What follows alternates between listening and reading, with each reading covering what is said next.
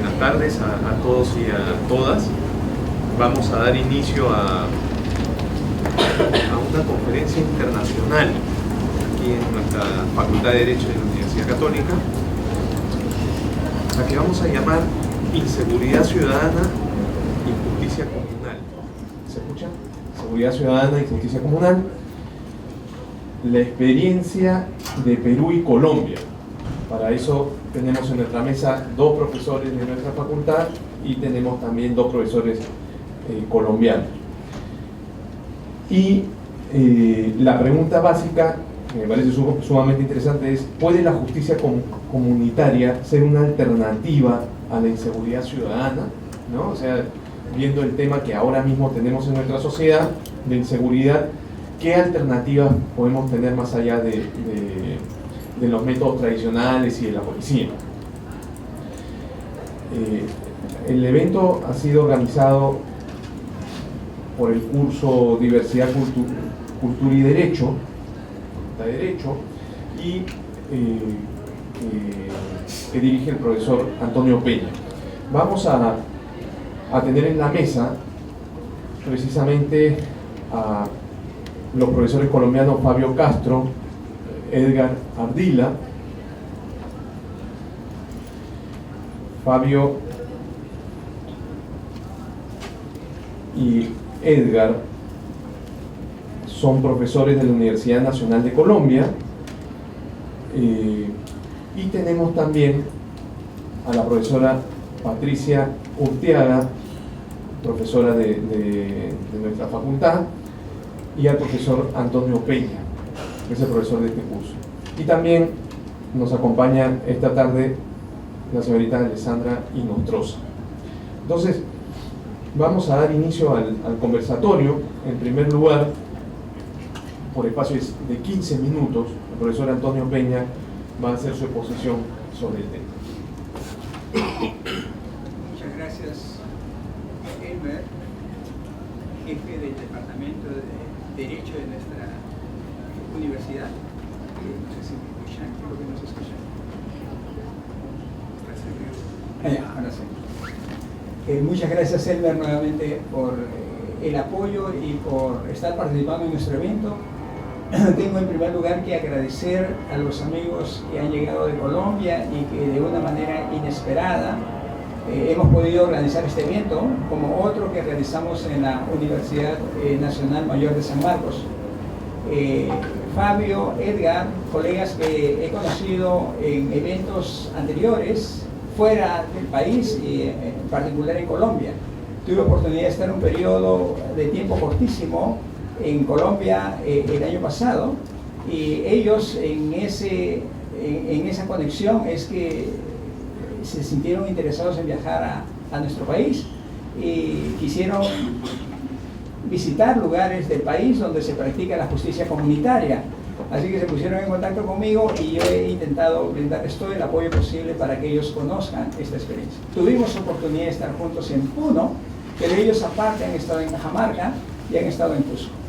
Entonces, aprovechando su estadía y aprovechando esta experiencia, es la oportunidad en este evento de mostrarla, y particularmente confrontándola con un tema que es muy importante, que es en estos momentos en nuestro país el tema de la inseguridad ciudadana.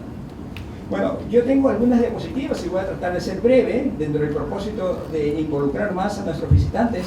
Me estoy olvidando, Patricia Urteaga, colega de nuestra facultad, con quien he tenido oportunidad de llevar cursos cuando éramos estudiantes y con quien he tenido la oportunidad de realizar temas de investigación parecidos para graduarnos de bachilleres y abogados. Ella también aceptó estar presente en este evento. Yo le agradezco muchísimo que a último minuto prácticamente se haya sumado, y bueno, ella tiene muchísimo que hablar también sobre este tema. Y Alessandra, quien se ha sumado, parte de nuestro equipo docente, amablemente nos está apoyando en todos estos aspectos de logística del evento. Como les mencionaba, yo quiero tratar brevemente el tema, dando paso sobre todo a nuestros colegas, y para ello, si me permites la siguiente diapositiva, Alexandra, quiero tratar de hacer una pequeña introducción, referirme a la inseguridad ciudadana sobre lo que yo no soy especialista, pero todos lo vivimos, así que podemos refrescarnos fácilmente de qué se trata. Hablar de la seguridad ciudadana que existe en algunos lugares del país, sobre todo yo menciono ahí el sur andino, y de allí trato el tema de la justicia comunitaria como base de esa seguridad ciudadana que existe en el país, o sea que sí es posible vivirlo. Y por último, trato de proyectar el tema dentro de esta coyuntura. A manera de introducción, Alexandra, la siguiente, solamente para hacer mención que la inseguridad ciudadana es un tema que nos involucra a todos, nos tiene con miedo a todos. ¿Por qué hay miedo? Ese es un tema que seguro aquí Edgar va a tratar. Es un tema urgente para nosotros. ¿Por qué es urgente? No estábamos acostumbrados a la cantidad de casos de sicariato, de extorsiones o de asesinatos que estamos viendo a través de los medios de comunicación. Y por otro lado, surge una pregunta: ¿de qué manera la justicia comunitaria puede contribuir en controlar esta situación de inseguridad ciudadana que estamos viviendo? Esa es la pregunta que tengo detrás de toda la presentación, y brevemente paso a tratar lo que entendemos por inseguridad ciudadana. El contexto de inseguridad ciudadana tiene que ver con una situación de violencia urbana que vivimos, donde los muertos nos hablan. Son más de 2.000 muertos en el año 2024. Si uno compara la cantidad de muertos, acá Edgar nos puede decir, porque de eso conversábamos ayer y hemos estado conversando en los días pasados, la cantidad de muertos que tienen en Colombia es completamente diferente, y nosotros nos podemos alarmar del número de muertos que tienen ellos por año. Pero para nosotros, 2.000 muertos, que es la referencia que se tiene del año pasado, es mucho, frente a unos 500 muertos que había del mismo tipo 5 o 7 años atrás. Los delitos, extorsión, sicariato, asesinatos, nos muestran que no se trata solamente de actos ilícitos que se cometen, sino de una cultura que se va desarrollando. Ustedes lo saben, hay jóvenes que quieren ser sicarios. Hay un caso que mi esposa me cuenta de una colega que enseña en una escuela y que preguntó en su aula a los niños qué querían ser cuando sean grandes. Y uno de los chicos, con mucho entusiasmo, dijo: yo quiero ser sicario. ¿Cómo? O sea, esa situación es bastante seria, terrible, y no es solamente el caso de esta escuela, es el ambiente, la situación que se repite en distintos ambientes de nuestro país, sobre todo urbano. Entonces, allí hay un tema muy difícil. Y por otro lado, eso está muy relacionado con el desorden del gobierno central, ¿no? Tanto nuestro Poder Ejecutivo como el Congreso tienen muchas limitaciones, tienen muchos errores, hay mucho lo que podríamos comentar al respecto, y eso se traduce en sus efectos en la violencia urbana y rural, la violencia nacional, vinculada particularmente al narcotráfico y a la minería ilegal, que están muy conectados a este contexto de extorsiones, sicariatos, asesinatos. Ese es un poco el panorama que podemos ver, creo, todos, repito, yo no soy especialista sobre ello, sin embargo, todos lo sentimos y podemos hablar sobre ello. Ahora, un tema sí que me parece importante y que nos ha tocado desarrollar cuando éramos estudiantes, muchos años atrás, en la década del 80, y se ha desarrollado en la década del 90, es el tema de las causas estructurales de este gran problema. O sea, esto no se va a resolver de la noche a la mañana, hay que entender las causas estructurales, y uno de los principales elementos de esta causa es la pobreza. Y nadie habla de la pobreza del país. Pareciera que todos vivimos en buenas condiciones económicas o hemos mejorado nuestra economía. Pero la pobreza, en mi opinión, y ese es un tema que hay que discutirlo más con los economistas, pero desde diversos enfoques, es que la pobreza se ha movido. Siguen habiendo una tasa grande de pobres porque siempre es muy difícil decir quién es pobre, ¿no? Personas que ganan menos de $2 al mes o diarios en referencia, o personas que pueden ganar 120 soles, otra referencia, al mes para sobrevivir, o necesitan el sueldo mínimo se va moviendo. Es muy difícil decir en la situación de pobreza, pero eso lo podemos vivir. Y uno en Lima lo vive justamente en el contraste, en las diferencias sociales. Yo sigo pensando que el 70% de nuestro país sigue siendo pobre, sigue siendo discriminado social, económicamente, y si bien se ha movido la tasa de ingresos, las condiciones de pobreza continúan. Y basta con verlo en Lima. Lima tiene distritos populosos y una gran población vinculada a ello. Ese es un tema clave que hay que tratar, pero al mismo tiempo se vincula en el tema de los migrantes necesitados, migrantes extranjeros, como también migrantes nacionales que se mueven. Y esto, al haber insatisfacción en ellos, no conseguir trabajo, tener ingresos muy bajos, la violencia urbana se reproduce, entra en ellos. Y por último, la economía de consumo. Estamos viviendo felizmente una economía estable en nuestro país y eso genera que nos movamos con mayor consumo todas. Pero los pobres también quieren consumo. Y entonces ellos quieren usar zapatillas de marca, ropa de marca, como ven en otras personas. Y para acceder fácilmente a esas zapatillas de marca, ropas de marca, pues hay que ir a actos, ocupaciones que brindan ese dinero rápidamente. Y entonces allí, nuevamente, el sicariato es lo que más nos convoca. Bueno, a partir de ello, brevemente decir, ¿es posible encontrar lugares donde haya seguridad en nuestro país?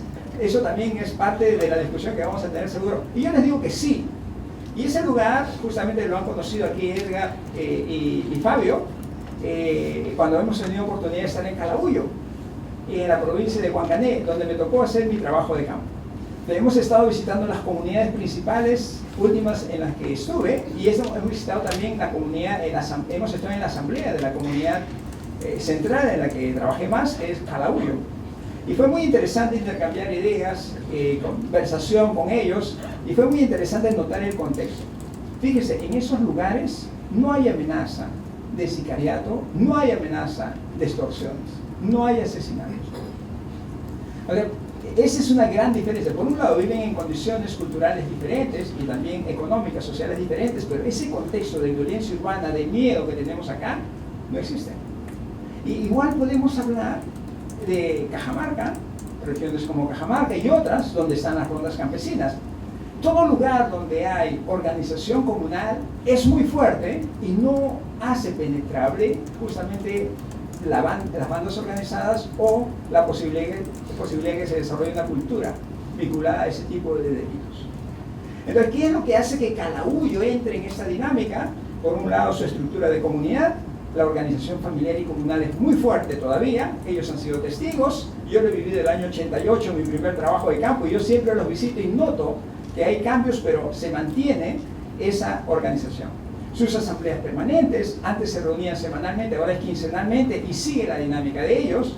El trabajo coordinado con otras comunidades a través de dos gremios muy importantes, son la Liga Agraria 24 de Junio, que integra todas las comunidades y sus directivas comunales, presidente y su directiva comunal en cada comunidad, y el otro, la Asamblea de Tenientes, que son tenientes, autoridades políticas que están en cada comunidad, que se reúnen también semanalmente.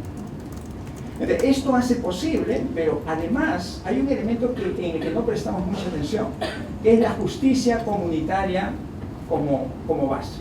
Ahí paso a la siguiente diapositiva, que es ¿qué pasa en Calahuyo? ¿Cómo funciona su justicia comunal? Esto es para hablar en extenso, y seguro aquí aprovechando distinguidos estudiantes del curso de Diversidad Cultural y Derecho, lo trataremos más adelante en mayor profundidad.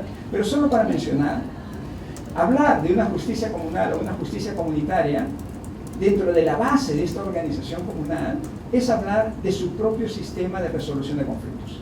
Y hablar de su propio sistema de resolución de conflictos supone distinguir tipos de conflictos. Ellos tienen una racionalidad diferente para entender los tipos de conflictos.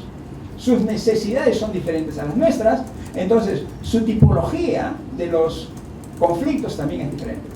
Yo los divido en dos grupos, son los conflictos familiares y los conflictos comunales, ya que son de diversos tipos. Una separación de pareja es un conflicto familiar, ¿no? Un robo de ganado aparece como un conflicto de pronto familiar, pero se torna inmediatamente un conflicto comunal y hace que intervengan todas las autoridades. Entonces, esa tipología es muy importante porque a partir de ahí se definen los órganos de resolución, que hay órganos familiares y órganos comunales, se definen los procesos o procedimientos. En un conflicto familiar hay un procedimiento de conciliación permanente, de búsqueda de arreglar el conflicto, arreglarlo en el buen sentido, no arreglarlo con negociaciones alternativas que pueden ser ilícitas. Al mismo tiempo, los procedimientos para los conflictos comunales son procedimientos más rigurosos desde la organización de la asamblea y de las autoridades, y estos procedimientos terminan en acuerdos o decisiones finales, ¿no? Que buscan conciliar a las partes, llegar a acuerdos. No se trata de crear y reproducir enemigos, se trata de vivir en comunidad. Inclusive los conflictos comunales tienen maneras particulares de resolver. Hay sanciones, penas, pero estas sanciones, penas, solo en extremo buscan rechazar a la persona que comete el ilícito para ellos. La ejecución de acuerdos o decisiones finales también es sumamente importante. ¿Por qué? Porque justo a partir de los acuerdos o decisiones finales, inmediatamente viene la ejecución de esos acuerdos o decisiones finales. Solo para graficárselos, nosotros conocemos en los procesos judiciales en nuestro país, en Lima, Arequipa, en cualquier otro lugar, ciudad importante del país, un proceso judicial puede durar 2, 3, 5, 10 años. Pero no basta conseguir una resolución final, sino que después viene la ejecución de los procesos, y la ejecución puede durar también 2, 3, 5, 10 años. Y eso es bastante doloroso en todos los procesos. En el caso de ellos, la ejecución es inmediata, es tras el acto, tras el acuerdo, o es en la semana o en la quincena siguiente. No, eso lo hace muy eficiente. Bueno, y para terminar sobre este sistema de resolución de conflictos, la participación de las partes. Si es que las partes no participan, no se consigue la resolución del conflicto. Y esa resolución del conflicto tiene una motivación que mueve a que el sistema funcione. O sea, la pregunta es ¿por qué funciona este sistema de resolución de conflictos? A mí me costó un poco comprenderlo. Fueron varios trabajos de campo para conversar con ellos, pero luego me di cuenta, detrás de los conflictos familiares hay un principio que los está moviendo. Ese principio se llama honor familiar. Es por el honor familiar que ellos buscan liberarse del conflicto. Tienen que resolverlo.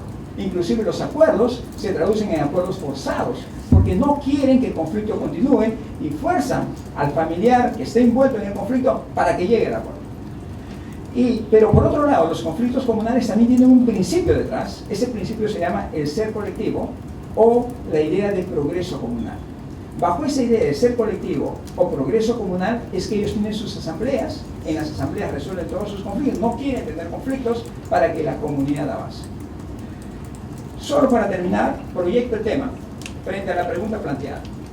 Después de la justicia comunitaria, esa es la parte más difícil, de experiencias como Calahuyo, pasar de sus casos cotidianos a confrontar conflictos vinculados a bandas organizadas. O sea, ¿cuán capaces están de enfrentar a una banda organizada? Yo les cuento, mi respuesta es sí. Justo aquí vamos a discrepar seguro con los amigos de Colombia. La respuesta es sí, ¿por qué? Primero, yo he conocido a estos comuneros enfrentándose a bandas de avijeros, que también van con armamento. Y en una ocasión me contaron un caso donde llegaron ellos con sus armas, la comunidad se replegó, pero inmediatamente sin armas los enfrentó.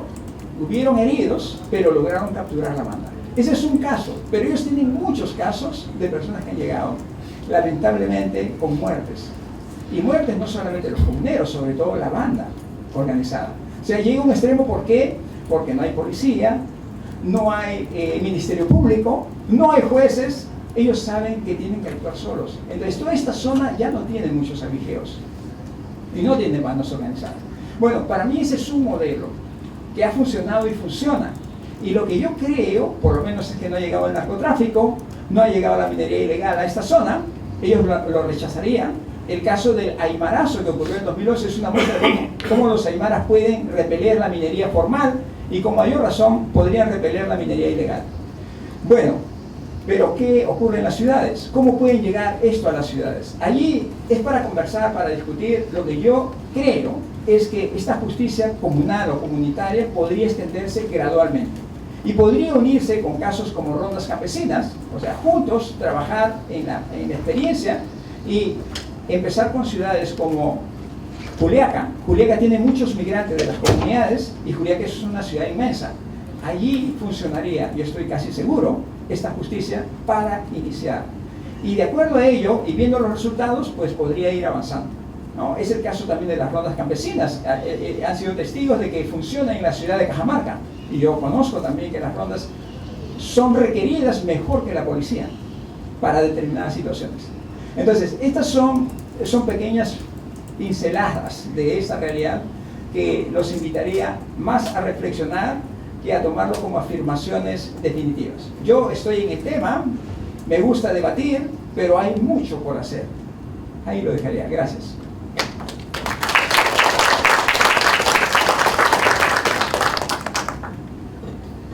Bueno, muchas gracias al profesor Antonio Peña, y vamos a dar el paso ahora al profesor Edgar Ardila de Colombia.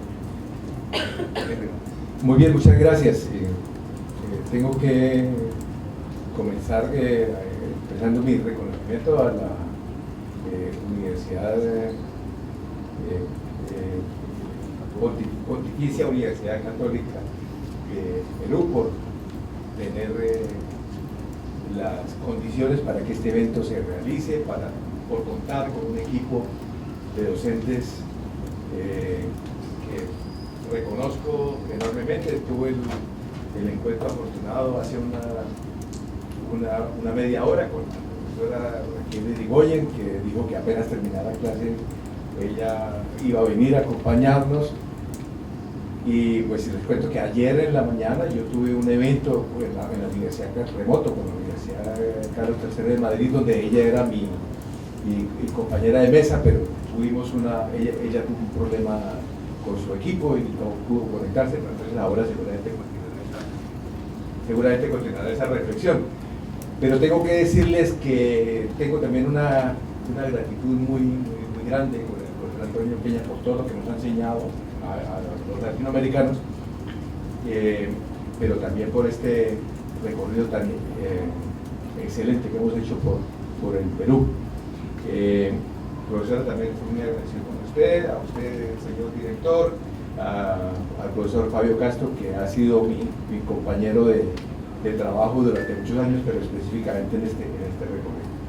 Rápidamente, esta es una preocupación que tiene que ver conmigo porque he estado trabajando en el tema de justicia comunitaria pues 30 años, algo así, pero también porque yo fui subsecretario de gobierno de Bogotá, y siéndolo mi tema, mi responsabilidad era la seguridad de Bogotá.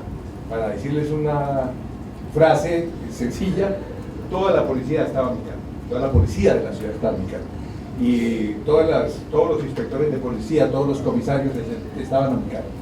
Pues yo tengo una idea particular de lo que esto significa. Quiero decirles que no estoy especulando, porque ayer alguien me lo insinuó en el evento de San Marcos, y pues no, estoy trabajando, es un tema en el que he trabajado y tengo un recorrido. Por supuesto que tengo muchísimo para aprender, y aquí en el Perú también. Rápidamente, las ideas básicas son, pues, primero, la seguridad tiene que ver con bienes que se priorizan. A veces se priorizan unos y a veces se priorizan otros. Primer tema, por favor, Alexander. Gracias. A veces se priorizan unos temas y después otros. Depende de la realidad. Yo creo que la dependencia de Estados Unidos nos ha puesto a priorizar el tema de las drogas. Nos ha hecho mucho daño. Pues hay bienes que se priorizan. Pero eso evoluciona y cambia. En la actualidad eso está cambiando en Colombia. Los problemas actuales de inseguridad deben tener respuestas diversas desde la realidad. Estos problemas que hay en la actualidad se pueden atender de distintos modos. No hay una sola manera de hacerlo, y quiero que miremos las distintas maneras. Y tercero, la justicia comunitaria puede atender una parte importante. Yo creo que es una parte muy importante de las necesidades de seguridad, pero creo que hay otras que no. O sea, mi paradigma es un poco más conservador que el del profesor Antonio Peña. Entonces, miremos un poquito qué es la inseguridad. ¿Qué es la inseguridad? Entonces, en primer lugar, miremos qué es la inseguridad. Siguiente, por favor. Ahí, por favor. Sí, victimización. Miremos un poquito la victimización. Este es un dato muy interesante. Hace 30 años, Colombia era el país más violento de América y del mundo. Tenía 84 homicidios por cada 100.000 habitantes. en la actualidad tiene 18. Cuando yo salí de la subsecretaría, había 16. O sea, pero han dañado. Pero hay un dato importante, es decir, ha habido una evolución y tenemos que ver por qué es lo que lo ha causado. Y nosotros pasamos de ser el primero, el más homicida de América, a ser el 90, que es el actual. Y en términos generales, ya no más allá de los homicidios, pues tenemos en Colombia 3.3 millones de denuncias anuales. Es un número bastante interesante, bastante más amplio que el peruano. Y contra la propiedad, 1.8 millones de denuncias. O sea, delitos contra la propiedad, 1.8. Es un número, pues, comparativamente grande, pero tengo que decirles, Costa Rica tiene una tasa de hurtos muchísimo mayor que la colombiana. Yo les cuento que una vez a mí casi no me dejan entrar a Guatemala porque quería llegar a dar una conferencia y me interrumpieron, me demoraron deliberadamente, y al final dije, ¿por qué hace eso? Dice, señor, ubíquese, usted es colombiano, si lo hubiéramos dejado entrar de primero, todos hubieran pensado que este país es muy inseguro, porque claro, existen narrativas, que es algo de lo que tenemos que hablar. Si hubiera sido un costarricense donde hay más hurtos que en Colombia en proporción, hubiera entrado en costarricense tranquilo, porque no hace parte de la narrativa. No hace parte de la narrativa. Esto es un dato que es importante. Pero sí me gustaría que miremos qué es lo que hace que haya inseguridad. Digamos, hablando que generalmente la gente cuando habla de inseguridad habla de vida y propiedad. Pues entonces miremos, ¿qué causa la inseguridad? Primero, pues la pobreza relativa, no es la pobreza en general, depende, las pobrezas cambian. El país que tenía menor ingreso en América Latina hace 20 años era Bolivia, y sin embargo era el país más pacífico. Era el menos violento y el que tenía menos victimización en delitos. O sea, no hay una correlación directa. Tiene que ver con la diferencia entre expectativas y oportunidades, y ahí sí tiene que ver con algo que ya se ha mencionado recurrentemente, que es el tema de la migración. Si las personas tienen expectativas mayores que las oportunidades, tiende a acudir al delito. Ese es un primer punto. El segundo es que puede haber una cultura del conflicto inadecuada. Es que si usted no me lo da, yo se lo quito. Es que yo tengo derecho, yo puedo. Usted se tiene que someter a mí. Pues la cultura del conflicto es importante. Luego, las falencias institucionales. Cuando se habla de falencias institucionales, generalmente se habla de capacidad represiva. ¿Qué tan capaz es el aparato estatal de obligar a las personas a cumplir con las prohibiciones que hay? Y el último punto, que es muy importante, yo quisiera tener el tiempo suficiente para hablarlo, ayer intenté hacerlo, es la ilegalización y securitización de los conflictos. Ciertos asuntos se vuelven ilegales, se vuelven delito, se vuelven un problema de seguridad. Si yo en Colombia le profiero una injuria a otra persona, eso es un delito en Colombia. En Estados Unidos, pues es un asunto de carácter civil. Yo puedo cobrarle a la otra persona a través de un proceso civil que me pague la indemnización. Por eso no es yo no me siento inseguro porque esta persona me ofende. Por ejemplo, hay muchos asuntos. Uno de los temas de la securitización de los conflictos es el que tiene que ver con el narcotráfico. Eso no debiera ser delito por ningún motivo. Desde que se volvió delito, se ha dañado nuestra vida. En los países que hemos sido víctimas del establecimiento de la prohibición del narcotráfico, del cultivo de coca. Los países que hemos sido víctimas de esa prohibición, hemos deteriorado nuestra seguridad. ¿Por qué eso es tan importante? Pues sencillamente porque se transita de la legalidad a la ilegalidad. Ya estamos en el mundo de lo ilegal, estamos en un contexto de ilegalidad. Una persona que vive en una zona donde se cultiva coca está viviendo dentro de la ilegalidad, está vendiendo cosas que son prohibidas, y al estar en esa situación de ilegalidad, el amparo jurídico pues desaparece para esa persona, entonces acude a otras dinámicas de violencia y de ejercicio de conductas delictuales. Eso es un factor de inseguridad grandísimo, que muchas veces se ve al revés. Muy bien.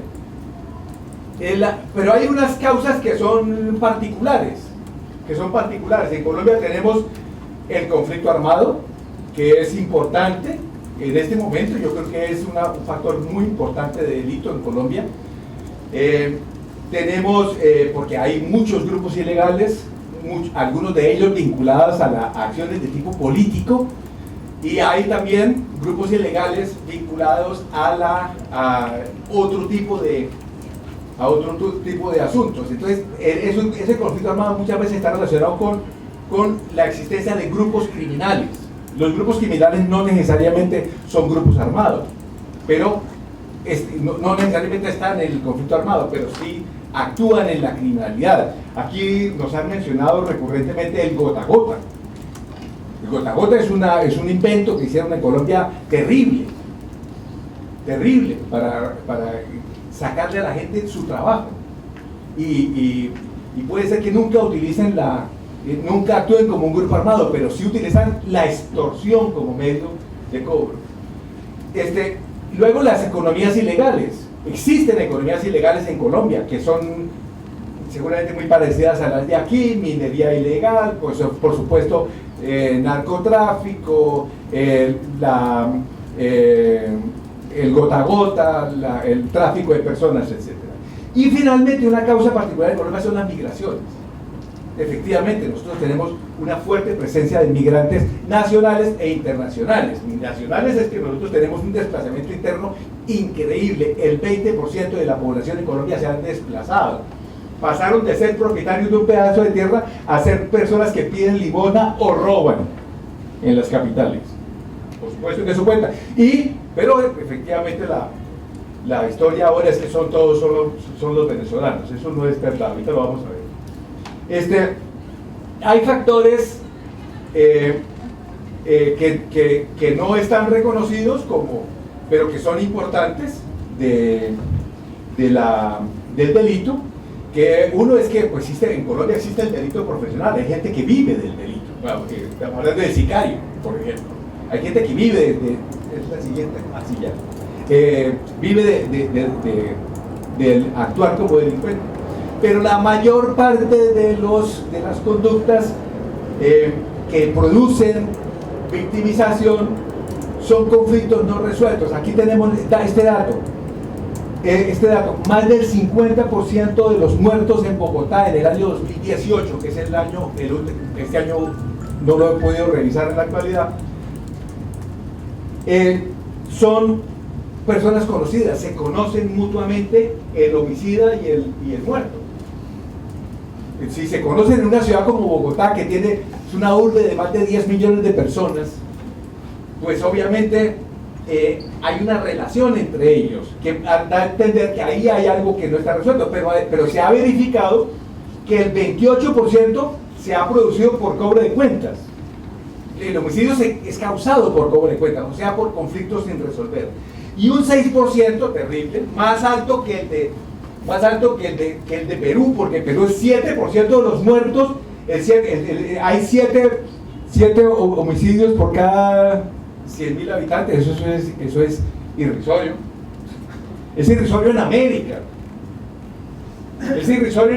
Digamos, es comparado con muchas ciudades de Estados Unidos y comparado con la mayor parte de las ciudades.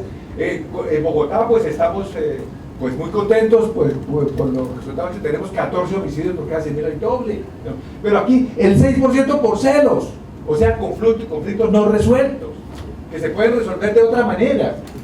Y luego la ilegalización de las conductas y la securitización como factores que producen homicidios. Y luego, ¿cuáles son las narrativas que han predominado? tres principalmente. Grupos armados. Como somos un país que tiene grupos armados, entonces la gente se mata. La migración, por supuesto, esto que estaba diciendo, al desplazado se le teme. El desplazado por la violencia, que le quitaron su tierra en el campo y es una víctima, pero a él se le teme. Y una narrativa que predomina fuertemente es la debilidad de la coacción. Y entonces miremos frente a esas narrativas que predominan, entonces miremos cuáles son las políticas de seguridad en Colombia, las principales políticas de seguridad. La política más importante, la más impactante, a la que más se le gastan recursos, es a la expansión de la represión. Hay que reprimir más, y eso lo percibo yo que está pasando en el Perú. Escuché el discurso de la presidenta que está diciendo que hay que aumentar la represión. Inclusive está hablando de pena de muerte. Yo digo, ¿de dónde saca ese argumento? ¿Quién dijo que la pena de muerte eso es para andar matando a todos los que roban celulares? Eso es una cosa sumamente seria, sumamente costosa, por cierto. Es mucho más caro condenar a una persona a muerte que condenarla a 20 años de cárcel. Es mucho más caro, porque tiene mucho más requisitos y la persona no se va a quedar quieta hasta que no le quitan la vida, y eso puede durar años de un proceso al otro, ¿no? Pero la expansión de la represión significa primero que todo expansión del número de policías y operadores de justicia. Policías, ¿cuántos policías, cuántos miembros de la fuerza pública hay en Perú? ¿Cuántos hay en Colombia? En Colombia tenemos aproximadamente 580.000 integrantes de la fuerza pública. Eso es absurdo. En Perú son un poco más de 200.000, que sigue siendo también muy alto. Son restos de la época de Fujimori, que eso no, después de que suben eso, después no lo baja nadie. Y quieren más, y siempre quieren más. El número de jueces y los operadores de justicia en Colombia, los cabezas de despacho en Colombia son 26.000, mientras aquí son 10.000. No obstante que la población pues, de Colombia no alcanza a ser el doble de la peruana. Sin embargo, hay una inversión gigantesca. La inversión que hace Colombia en seguridad es absurda. Ustedes saben lo que cuesta sostener a estos 500.000. Eso es muchísimo dinero. Lo que cuesta sostener esa cantidad absurda de jueces. Pero luego, veamos lo que pasa. Eso arroja, ¿qué resultados? Solamente el 10% de los asuntos delictuales son denunciados. Solo se denuncia el 10%. Pero del 10%, solo el 10%, pero solo el 40% espera que haya, 42% espera que ocurra algo más que recibir la denuncia. La mayor parte recibe la denuncia pues porque, presenta la denuncia porque sabe que la necesita para ir a solicitar el seguro o para demostrar que ese día lo atracaron y que no pudo ir a trabajar, etc. Pero realmente no existe una expectativa de que pase algo allí. Y realmente no pasa, solo se sanciona el 2%.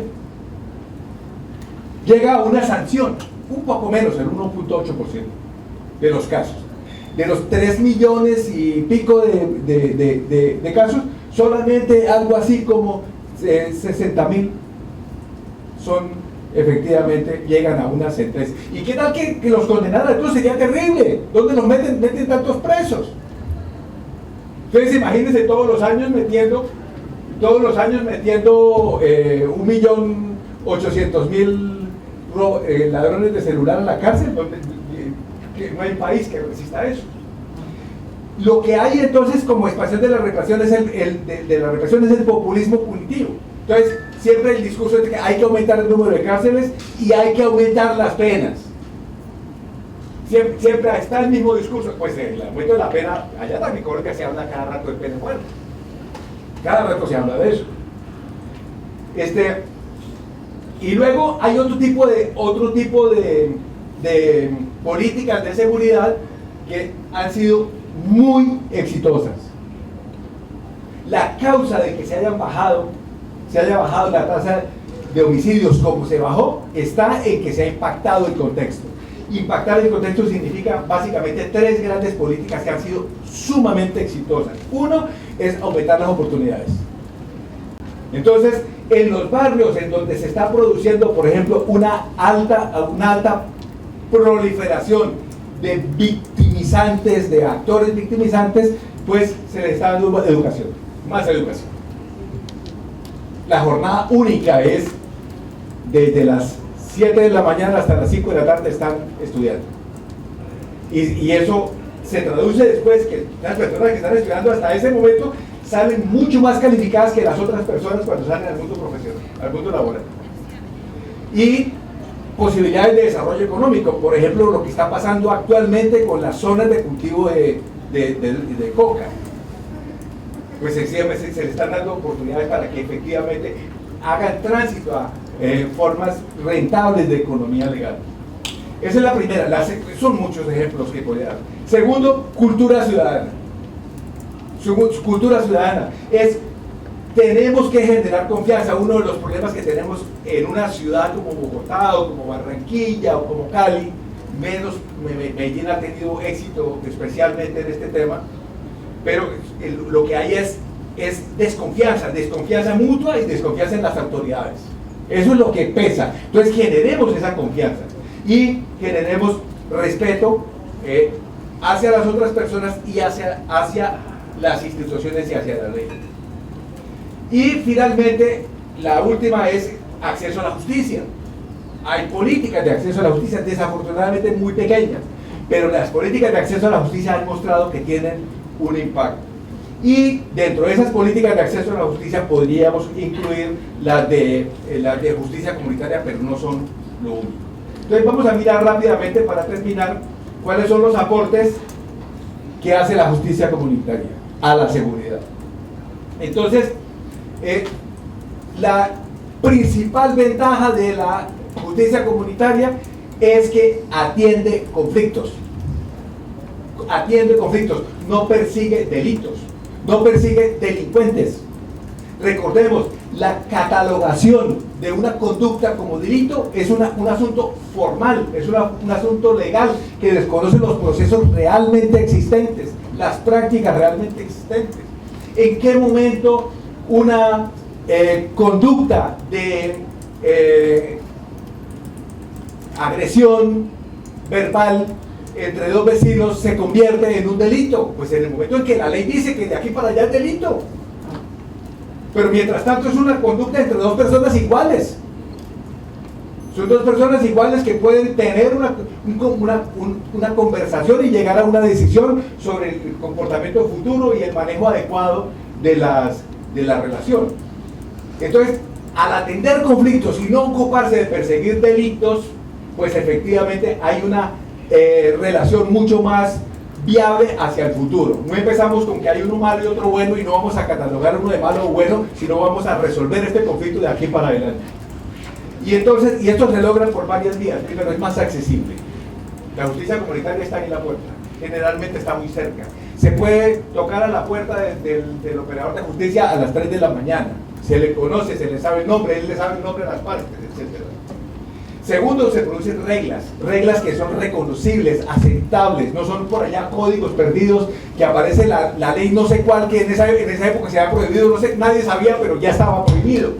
No, es que aquí las normas que son las mismas normas que tiene el operador de justicia son las normas que tienen las personas comunes. Tercero, producen integración, lo que tú estabas señalando. No se trata de que ese personaje lo vamos a perseguir y de aquí para adelante va a quedar estigmatizado de por vida. No, todo lo contrario, vamos a tratar de recuperar a esta persona para nosotros, porque si lo metemos preso, lo que hacemos es pasarlo de delincuente ocasional, que ya de por sí es una cosa muy agresiva, a delincuente profesional, y eso es muy malo para la sociedad. Una persona entra a la cárcel por primera vez por una conducta absolutamente irrelevante y termina siendo un homicida gravísimo. Eso es lo que precisamente debe lograrse a través de medios como la justicia comunitaria. Y hay un cambio, la sociedad va cambiando, se va transformando en la misma medida que van apareciendo los conflictos, la sociedad se va viendo obligada a cambiar sus reglas y a transformarse. Y finalmente posibilita la reconciliación. Estas dinámicas que vimos en la experiencia que hemos tenido en Perú es que las personas piden perdón y obtienen perdón. Y esa dinámica seguramente al principio será una cosa puramente formal, pero eso seguramente va arrojando resultados transformadores. Hay cosas que no puede hacer la justicia ordinaria y sí puede hacer la justicia comunitaria. Uno puede contener, porque para que un fiscal se meta en la mitad de una pelea, tiene que haber producido un auto, puede tener que producir una decisión autorizada por el juez. No, aquí se mete la persona y logra que la agresión no se produzca, o no continúen los daños. Puede lograr que las partes dialoguen, ayudarlas a dialogar. El juez usualmente no participa de eso. Luego puede lograr acuerdos y la misma persona hace el seguimiento. Eso significa que no nos quedamos simplemente que yo ya decidí, no, vamos a ver si efectivamente se cumple lo que se acordó. Y termino diciendo por qué es lo que nos queda faltando. ¿Qué es lo que para ampliar su incidencia? Porque esto funciona bien para los conflictos internos, donde los actores son más o menos simétricos. Es lo que en la teoría sociojurídica se conoce como los conflictos intraclase, dentro de la misma clase social. Pero cuando hay una diferencia desequilibrada entre las partes, es necesario que intervenga actores que tengan capacidad de imponerse. En el caso de Colombia es muy recurrente que las autoridades indígenas dicen estos asuntos, por ejemplo, los asuntos donde hay bandas de narcotraficantes, no intervenimos. Y estamos hablando de comunidades muy fuertes, comunidades con mucha capacidad de coacción, estas personas que andan con el bastón que impone el mando, pero un mando que yo puedo imponer con un bastón pues, enfrente de una ametralladora, pues caramba, no va a ocurrir. Y aquí entonces necesitamos que haya una relación con el mundo externo, un valor importante que permite que la coordinación conduzca a la complementariedad. Hay asuntos que pueda atender la justicia comunitaria, hay asuntos en los que requiere interacción, pero sobre todo debe ser atendida cuando eso es necesario. Y por supuesto los asuntos internos se requiere que haya un reconocimiento institucional, porque hay muchas comunidades, en Colombia hay muchas comunidades, por ejemplo las comunidades indígenas, hay comunidades indígenas que son naturalmente nómades, históricamente nómades, van de un lugar a otro, viven en una ciudad, viven en la otra, y si sus decisiones están sometidas a que hay una autoridad de justicia por allá en un rincón para mostrar que se decidió, toca ir a traer el libro que decidió, pues no sirve. O sea, se requiere que haya un reconocimiento del Estado, y ese reconocimiento del Estado puede ser importante también para fortalecer la justicia propia. Es decir, yo lo que quisiera dejar en claro es que sí considero que la justicia comunitaria tiene un impacto, una relevancia gigantesca en la seguridad del país, pero hay muchos asuntos en los cuales se necesita la interacción con la justicia del Estado. Muchas gracias.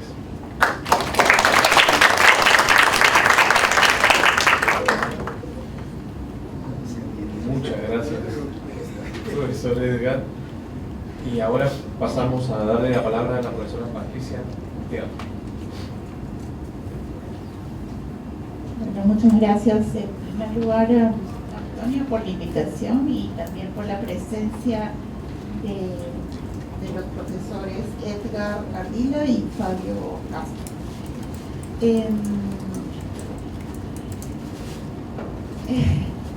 Yo voy a hacer algunos comentarios, no tengo PowerPoint porque no me dio tiempo, entonces solamente algunos comentarios, ¿no? En primer lugar, yo creo que hay una desproporción muy grande entre las posibilidades que tienen las comunidades que tienen mecanismos de justicia y la forma de organizarse de las bandas, ¿no?, criminales. Entonces ese es un primer elemento que hay que tener en cuenta para responder la pregunta del evento, ¿no? ¿Puede la justicia comunitaria hacerse cargo de este tema de inseguridad, ¿no? En segundo lugar, creo que una cosa importantísima es el contexto, ¿no? Entonces hay que mirar bien el contexto, ¿no? La justicia comunitaria no es igual en Cusco que en Puno, que en Cajamarca. Tiene diferentes problemáticas y tiene diferentes formas de expresión, ¿no? En algunos lugares, por ejemplo, los mecanismos son más violentos, en otros no, ¿no? En otros lugares, por ejemplo, ya se ha moderado la violencia y los derechos humanos se han impuesto. Entonces creo que es importante cruzar esos mapas, esas geografías de justicia comunitaria con esas geografías de inseguridad ciudadana, ¿no? Por ejemplo, te preguntaba ahora más temprano, Fabio, yo no he sentido inseguridad en Lima. Digo, en algunas zonas de Lima no se siente, pero en otras sí, ¿no? Si uno va a San Juan del Lurigancho o va a otras zonas, en el cono norte, por ejemplo, la gente vive muy asustada, ¿no? No sabe si uno va a regresar a la casa vivo, ¿no? Entonces, creo que esas geografías, esos mapeos de cómo funciona la justicia, digamos, la justicia local, ¿no?, versus estos mapas de inseguridad, creo que sí es importante cruzarlo, ¿no? Otra cosa también es qué es lo que pedimos a la justicia comunitaria, ¿no? En muchos casos la justicia local o indígena funciona porque los mecanismos que usa son violentos, ¿no? Por ejemplo, en Cajamarca, en algunas zonas, uno va a encontrar rondas que sacan el fuete ¿no?, y le pegan a la gente, ¿no? En las discotecas, a las chicas que se escapan, en fin, una serie de cosas, ¿no? Entonces, si uno está hablando de resolver el tema de la inseguridad con mecanismos democráticos, eso es bien difícil, ya es difícil, ¿no?, porque tenemos un Estado fallido, pero además porque los mecanismos del Estado democrático no permiten afrontar eficientemente los impactos de una criminalidad como la que tenemos, ¿no?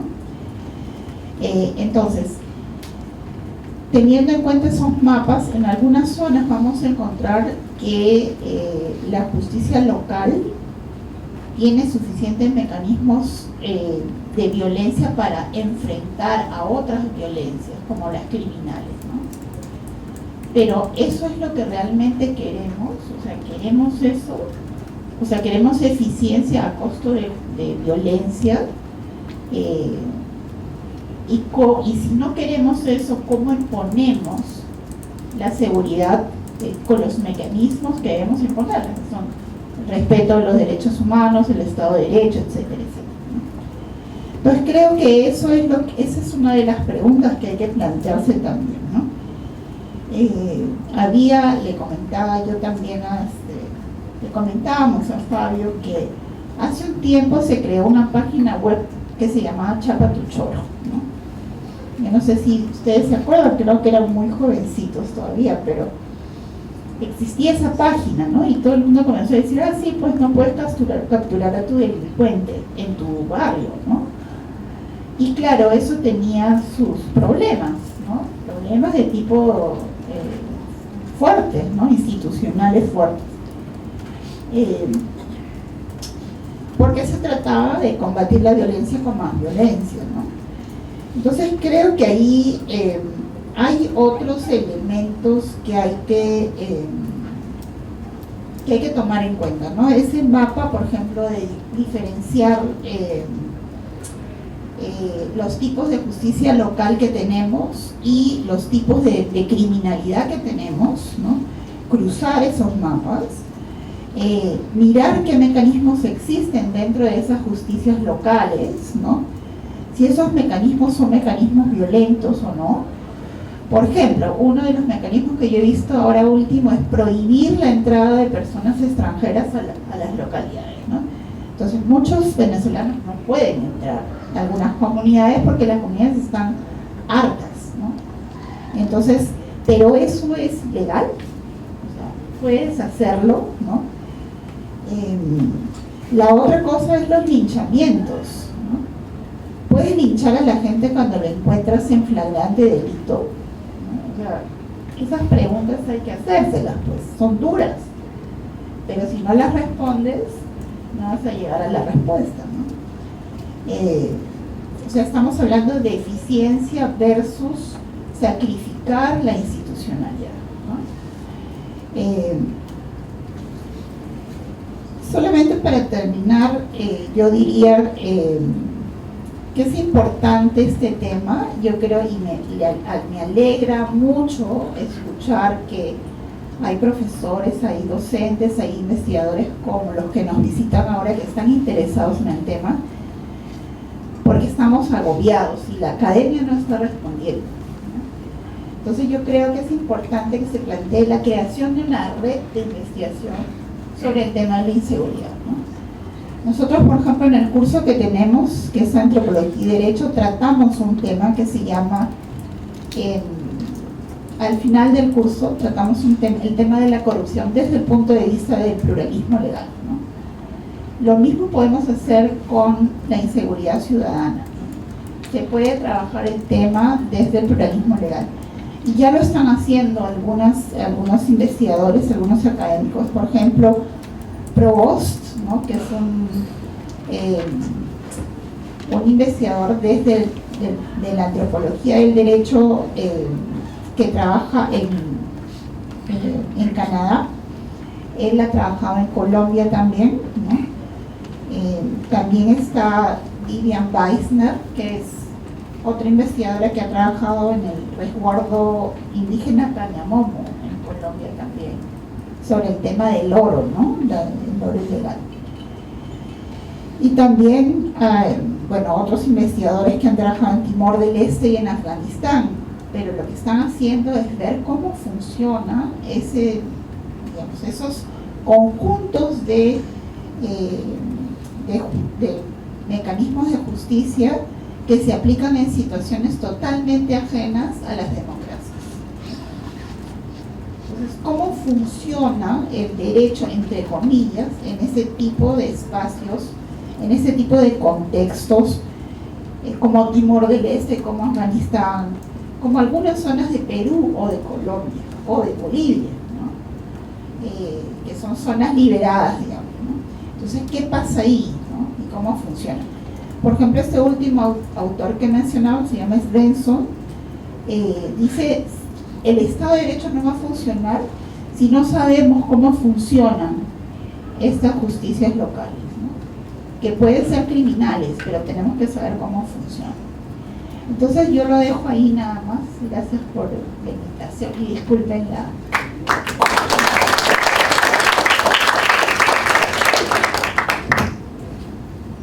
Bueno, agradecemos a la profesora Patricia Urteaga por su exposición y dejamos ahora en el uso de la palabra al profesor Fabio Castro.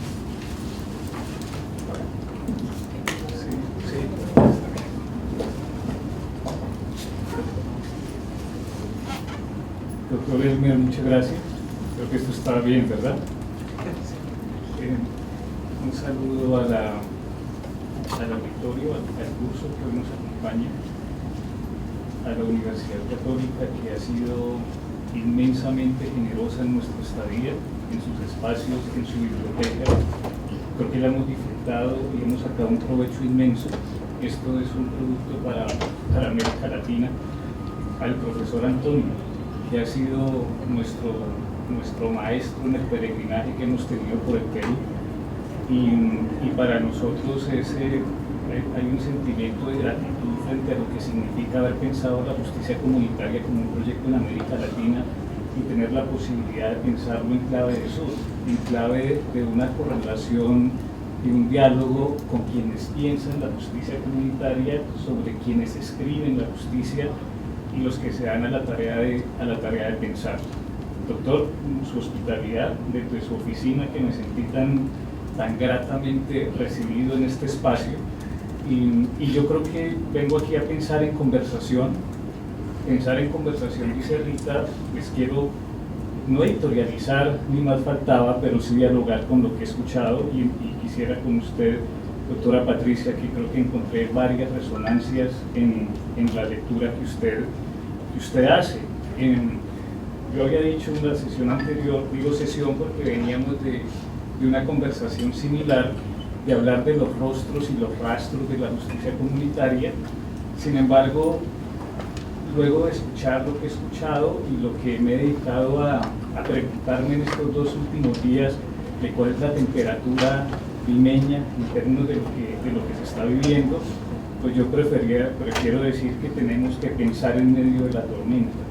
Y pensar en medio de la tormenta, tal vez aquí voy a tomar conceptos prestados de la profesora Rosana Reguillo cuando hace sus trabajos sobre México, y fundamentalmente de Rita Segato, un trabajo emblemático sobre los asesinatos de las mujeres en Ciudad Juárez.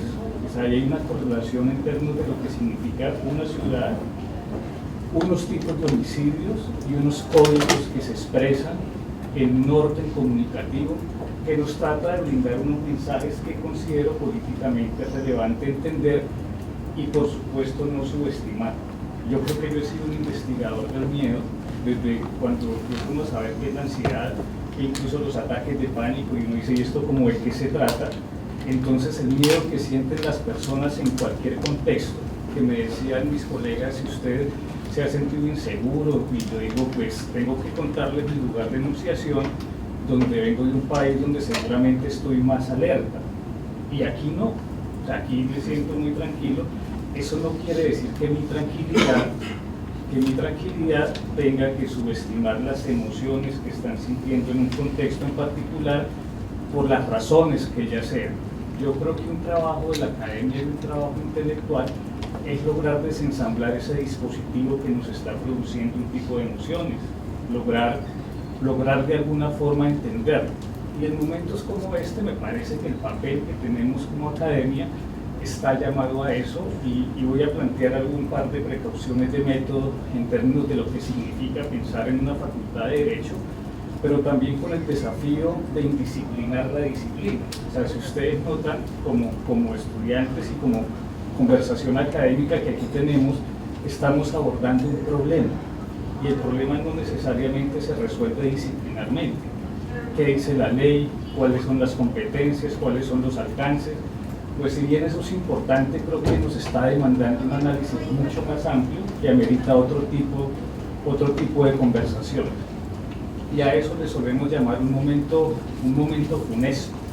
Un momento funesto no por este adjetivo que descalifique, sino tal vez si ustedes se acuerdan de ese escrito de Borges, de Funes, el memorioso, de Irineo Borges, el personaje se acordaba de todo con una precisión que le hacía imposible pensar. Y yo creo que en los momentos de pensar en la tormenta nos encontramos con muchos discursos, con muchísimos datos, ojalá vengan más datos, porque creo que el dato también es una forma de construcción de la realidad. Y creo que esto lo tenía claro Pierre Bourdieu cuando decía, usted utiliza la cifra y el dato también para construir una realidad. Pero la cifra también es un relato disputado. ¿De dónde se produce la cifra? ¿De dónde sacó usted la cifra? ¿Quién nombra la cifra? Las encuestas. La encuesta no mide la opinión, sino que construye la opinión. Textos clásicos de Bourdieu. Y entonces en este momento decimos tanta información que nos permite, hay tanta luz. Octavio Paz decía, si usted quiere esconder un secreto, póngalo donde más los tenga porque se va a encandilar, no va a lograr verlo.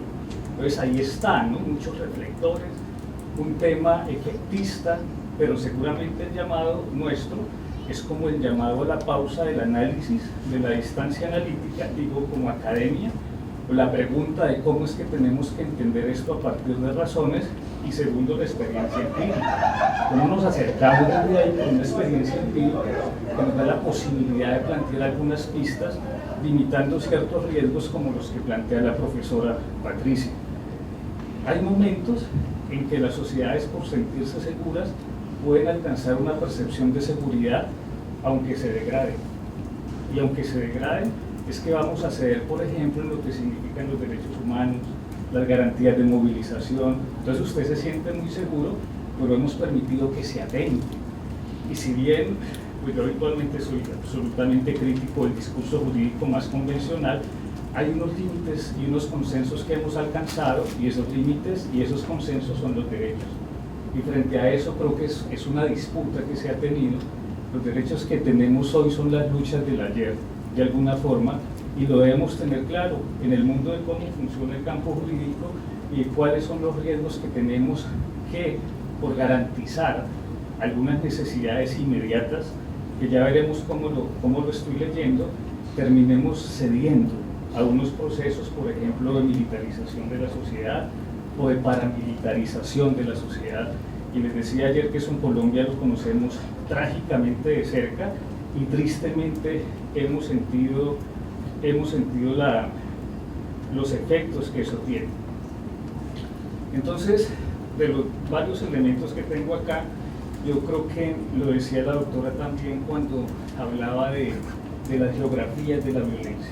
Y las geografías de la violencia, hay un texto clásico de Ulter, es un geógrafo que trabajó sobre las violencias en el Pacífico colombiano, y decía, hay temporalidades y contextos que ameritan que entendamos que las respuestas que se dan y la producción de las violencias dependen de esos contextos particulares que ameritan respuestas diferenciadas.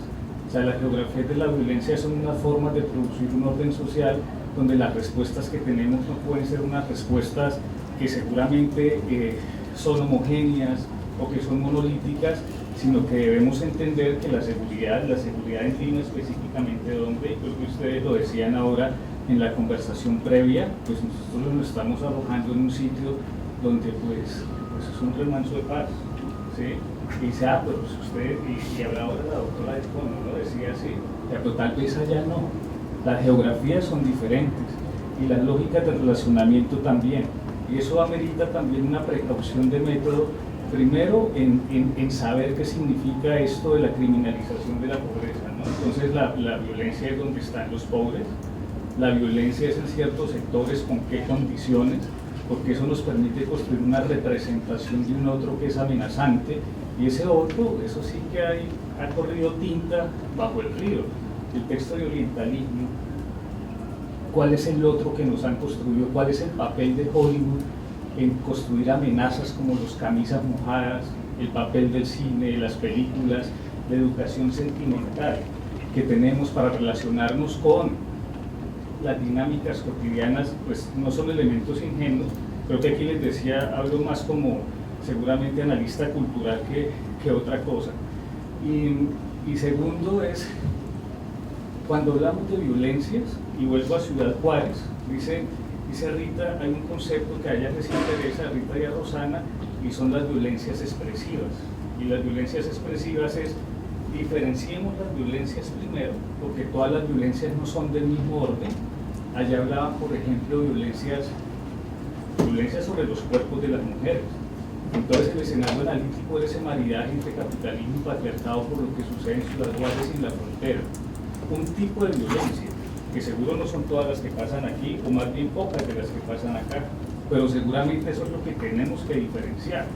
Lo que decía el profesor, ¿cuántas de esas tantas violencias tienen que ver con los celos? ¿O cuántas de esas violencias que yo cuando consulto, que hoy, cuando he estado en Lima, usted dónde siente que están las amenazas? Y les cuento que iba el domingo en el taxi y les dije, yo creo que es importante la geopolítica del ocio, combinar todas las formas de lucha contra la tristeza estructural. Entonces la música y la fiesta es súper claro. Después de haber estado además en Titicaca, en las brisas del Titicaca, entendiendo la riqueza cultural del Perú y de lo que eso significa cuando tenemos que salir de arriesgos. Eso es muy importante, porque es un patrimonio que se ha construido y hace parte de la respuesta cultural frente a los momentos difíciles. Y el personaje, el Pata, dirían acá, ¿no? El Pata me decía, aquí tenemos un problema, yo le decía de los sitios de salsa, y me decía, el problema más difícil que tenemos es el de la extorsión.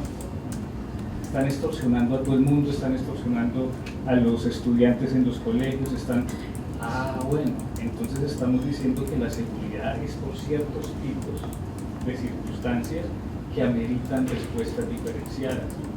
Pero cuando la inseguridad se nos vuelve un significante vacío, es decir, que la inseguridad es cualquier cosa o cualquier evento, creo que ahí es que estamos, por lo menos, en la necesidad de advertir de cuál es el mensaje comunicativo que nos están dando para construir un orden social que seguramente no nos damos cuenta al que hacemos tránsito, pues porque estamos muy preocupados pensando en medio de la tormenta.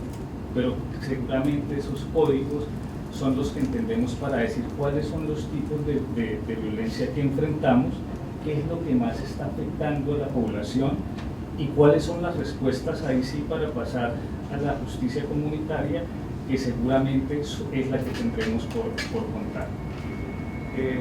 Bueno, sí, dejemos esta. Ahora sí pasemos a la presentación. Y nuevamente, no hay problemas sin contexto. Las generalizaciones son muy problemáticas. Tenemos un problema de inseguridad en Perú. Así es en todo Perú. O es en Lima. Específicamente en Lima, ¿dónde? A eso le llamamos como un esquema de precisión.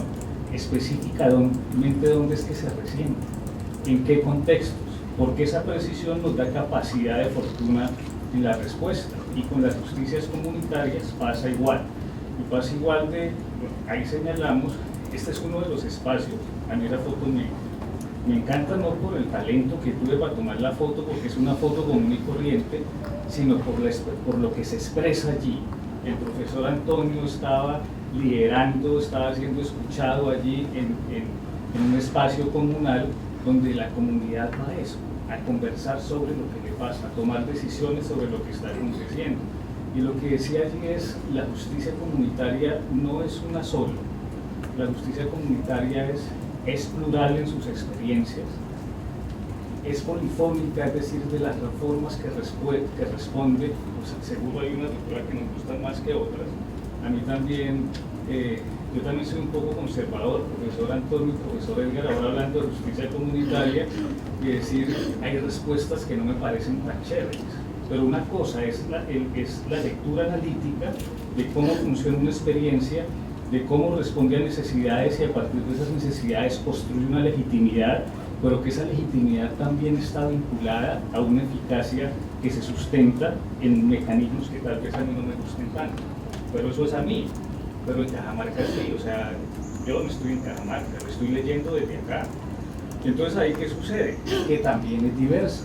O sea, tenemos rondas en las Rechotas, las de Cajamarca, las de Cusco, y son diferentes, porque los procesos históricos son diferentes, porque los actores son diferentes.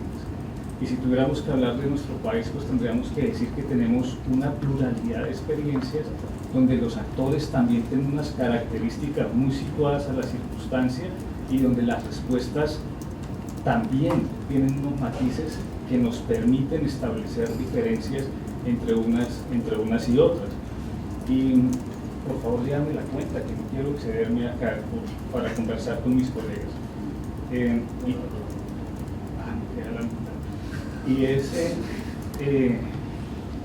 Y la justicia comunitaria, ¿para qué? ¿Qué nos entrega? ¿Qué nos entrega? Lo que yo creo es, decía el profesor Antonio al principio, con una preocupación, y a veces la forma de enunciarlo no me parece como tan sencillo, es que construimos unas culturas que a todas luces creemos inconvenientes y que se van instalando de manera que luego no podemos hacer nada. En nuestro país hablábamos una de las respuestas de la Comisión de la Verdad era ¿qué pasó en este país? La normalización de la violencia. Digan, usted como colombiano, pues claro, usted qué miedo le da si usted ha vivido entre muertos. ha sido muy normal eso. Y alguna vez hacía un curso de neuroconvivencia con una colega chilena, una actriz. Ella decía, a nosotros en Chile tal vez nos pasó, y ahí es muy importante la mirada del que está afuera, el observador de segundo orden. Y yo le decía, ¿les pasó qué? Dice, nos pasó que para nosotros era normal que todas las familias hubieran desaparecido por la dictadura. Eso no era normal. Y a los colombianos les parece normal que andar armado es bien, ¿sí? Y por allí, de hecho, escuché acá algo que le parece a uno aterrador, que dice, no, necesitamos es armar a la ciudadanía, municipalizar y entregar ejércitos locales. Uno dice, escucha, ojalá escuchen a alguien, porque uno cuenta cómo le ven la fiesta. Y a mí en esta fiesta del pueblo me ha ido divinamente, entonces por eso me optimismo. Pero en el país puedo contar cosas que no han sido tan chéveres, y uno dice, es lo peor que le puede pasar a una sociedad, que se familiarice con las armas. Que se familiarice con las armas ostentando una relación de poder donde usted determina quién es el que vive y quién es el que muere. Lo que Bembe llama la necropolítica, el que quita y el que da la vida. Eso en manos de cualquier ciudadano o cualquier ciudadana.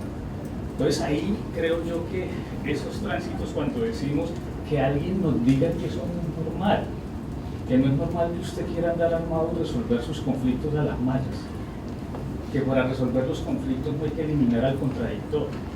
Hay países que normalizan esto, como normalizar la violencia, como normalizar que usted fuera que un proyecto de vida sea sicario, y uno dice, ahí tenemos que parar. Y ahí tenemos que parar y apelar a esa estructura profunda de la cultura que termina siendo muy constructiva para que las sociedades puedan ver hacia adelante, construyendo un proyecto colectivo democrático. Y ese es el valor, uno de los grandes valores que tiene la justicia comunitaria.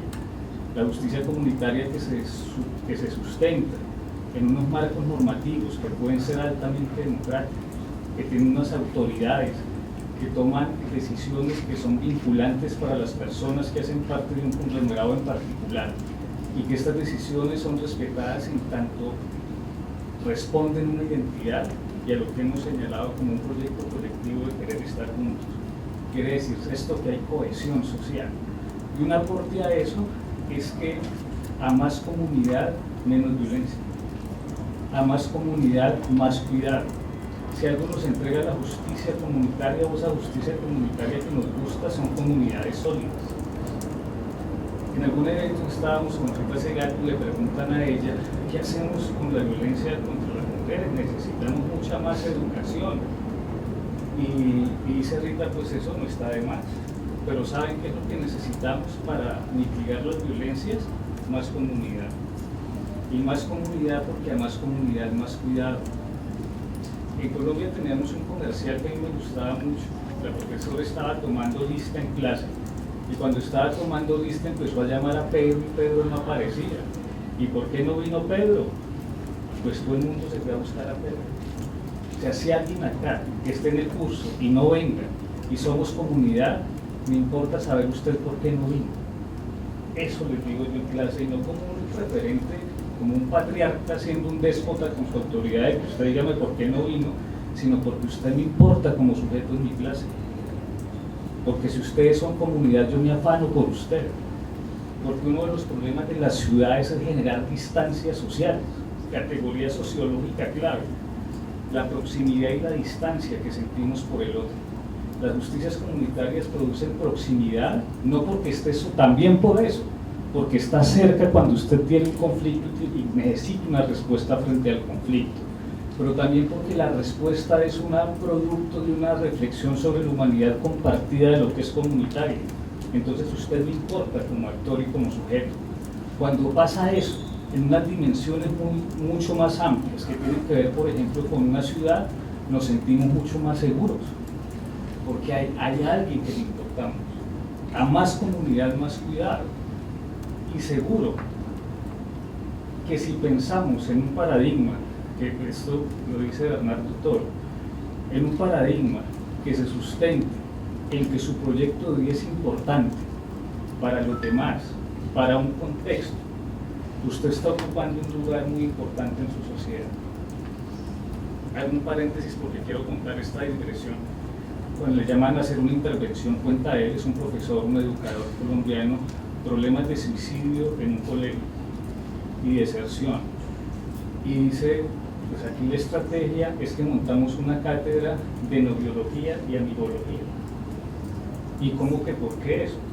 Porque si ustedes construyen relaciones sanas, relaciones constructivas, redes que les vinculan ontológicamente a un proyecto que han podido pensar y han podido construir, eso asegura que tengamos sociedades más reguladas y estudiantes que están vinculados a su proyecto con unas relaciones de afecto que han podido pensar, que han sabido disfrutar y que han podido construir. Entonces el cuidado significa todo esto, y creo yo que podría mostrarles aquí algunas experiencias de estas justicias comunitarias donde el cuidado es un elemento fundamental. Las experiencias que yo he mostrado tienen que ver de cómo el manejo de conflictos y las experiencias colectivas de responder a las necesidades que hay en una comunidad de gobierno propio están relacionadas precisamente por eso, porque sin ese cuidado hubiera sido imposible resistir a la violencia de alta intensidad de los actores armados. Eso es lo que se muestra. ¿Lo podemos extrapolar directamente a una experiencia urbana? Pues tal vez no, pero yo sí creo que hay bastantes pistas para saber que la fuerza de lo comunitario va a tener un valor muy grande, y ese es un aporte de estas formas de justicia cuando tenemos que pensar en medio de la tormenta. Muchas gracias.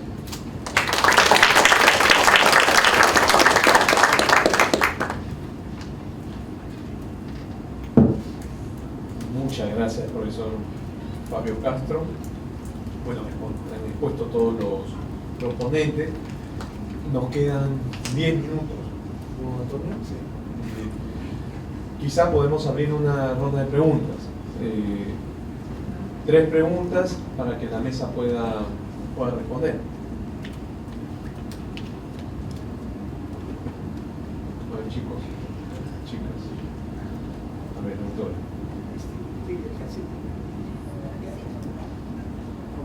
¿Alguien más se anima? Solamente su compañero. También.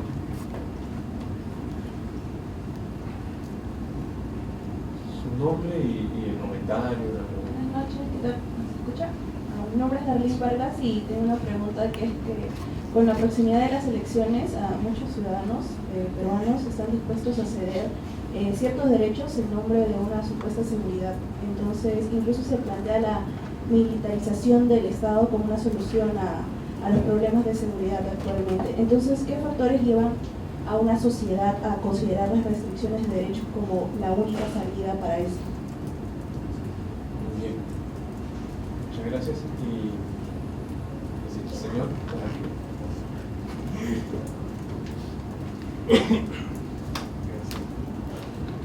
Buenas tardes, mi nombre es Álvaro Manrique. Quería preguntar sobre, bueno, una combinación de unos comentarios que me llamaron mucho la atención, unas frases que fueron como indisciplinar la disciplina y también el hecho de sacrificar el Estado de Derecho y la institucionalidad. Entonces, yo considero que sería más bien una transformación de poder unir lo que tenemos entendido como correcto, que es la policía, las instituciones que nos defienden y nos protegen, pero también esta justicia comunitaria que podría ser útil adaptarla a nuestra sociedad. Entonces quisiera yo preguntar si es que ustedes en su experiencia conocen un caso latinoamericano, porque sabemos que comunidades nativas o pueblos indígenas existen en otras partes del mundo, pero Latinoamérica es un caso especial porque nosotros somos, o bueno, existe otro tipo de violencia aquí en Latinoamérica. Entonces, si hay algún caso de éxito de esta combinación entre justicia comunitaria y justicia local. Gracias. Muy bien. A ver, ¿quién se anima a responder?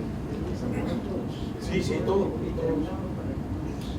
Ahí terminamos. No sé si hay otra pregunta ya, pero en un minuto, 2 minutos responde. De pronto empiezo, vamos a compartir las respuestas y yo entiendo, más me concentro, con el permiso de la señorita Vargas, en la pregunta última que se relaciona un poquito más a lo que yo he expuesto, ¿sí? Con lo que preguntó Álvaro. Entonces, bueno, Álvaro, este es justamente es un reto. Este es nuestro espacio de debate para tener y decirle a las autoridades, a nuestras autoridades, que hay alternativas dentro de cada país. En el caso colombiano, yo no lo conozco mucho, he estado varias veces, pero conocerlo, es decir, mucho creo yo, pero estuve en una zona que es parecido al Braen, que ellos tienen en la parte norte, donde están dos grupos armados, hay minería ilegal y hay narcotráfico. Y ahí estuvimos en un desarrollo interesante con la población que trabaja el tema de la conciliación. Es una esperanza allí, pero yo notaba, y esa era la crítica comentando aquí con los colegas de Colombia, que es muy difícil desarrollar la cultura comunitaria en un contexto así bien fuerte. Pero ellos están apostando y es un reto y se va a avanzar. Si tienen el apoyo de la autoridad central y de la autoridad local para que se genere la cultura de conciliación en ese sentido, va a progresar. Esa es mi apreciación, lo que yo pude notar en este contexto, que es ya de mestizos, colonos que llegan al lugar. Pero ahora me paso a Perú. De las experiencias que yo conozco dos experiencias bastante grandes. Uno es la de Puno, que es la que conozco más, y otra es los aguarunas de Bagua, en la región de Amazonas. Entonces, son dos realidades, yo los comparo mucho. Cuando llegué a conocer a los aguarunas, ellos tienen una organización bastante parecida a los aymaras, pero tienen otra cultura, son diferentes. Las culturas amazónicas son diferentes a la cultura andina. Y yo puedo decir, en la cultura andina podemos hablar de una familia o tradición jurídica indígena, si quieren, entre comillas, de un tipo, y en la Amazonía es otra familia o tradición jurídica diferente. Esa es una cosa que a mí me ha despertado mucha curiosidad de seguir investigando. Bueno, en estos dos lugares, pues lo que yo decía, no hay extorsiones, no hay asesinatos, no hay sicariato. O sea, ahí tienes el ejemplo, tienes el espacio. Todo Huancané, ellos han estado en el día de la fiesta, llegamos a los carnavales. Nosotros no habíamos pensado en los carnavales, ¿por qué los pasajes están caros para ir a punto esa fecha que habíamos elegido? Era porque todavía las fechas cambian y estaban en carnavales. Entonces llegamos un sábado, acá Edgar bailando en la plaza de Huancané, y bueno, también Fabio divirtiéndose, todos nos divertíamos con los carnavales, y claro, la gente bebe, se concentra dinero. Yo sé que las comunidades juntan 300 cajas de cerveza, son menos de 100 familias, se reparten las 300 cajas. Todo eso es parte, lo que decía también Fabio, es de la diversión que envuelve su identidad. Y no hay los delitos que yo he conocido, ahora traslado un poco a Inglaterra.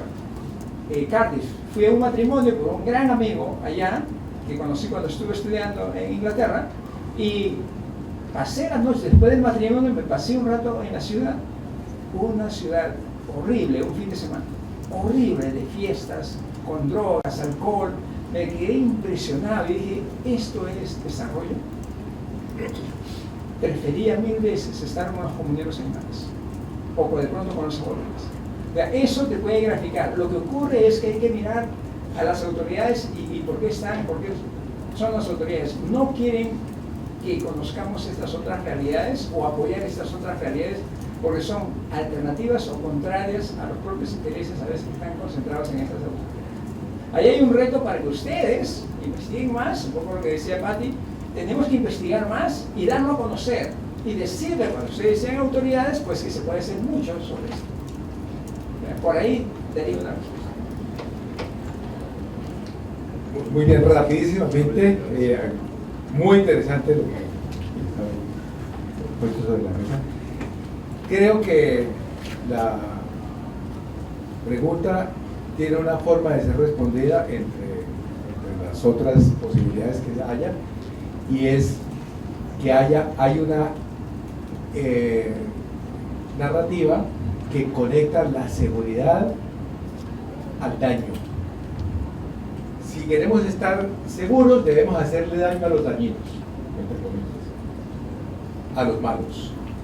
Entonces, primero que todo, tenemos que definir quiénes son los malos. Facilísimo, los venezolanos. Resuelto. Antes de los venezolanos, en Perú, no había delitos. Pues yo miré las estadísticas esta mañana, porque ayer me dijeron, no, es que eso ha cambiado mucho. No. El número de venezolanos que están en este momento procesados por delitos es el 3%. Y el número de venezolanos que existen en Perú es muchísimo mayor al 3%. Entonces no es cierto que son los venezolanos los que... Sencillamente, normalmente en cada población hay gente que es delincuente. Lo que pasa es que cada cosa que hace un venezolano dice, fueron los venezolanos. Entonces, por supuesto que eso genera una narrativa. Y frente a eso, dañémoslos.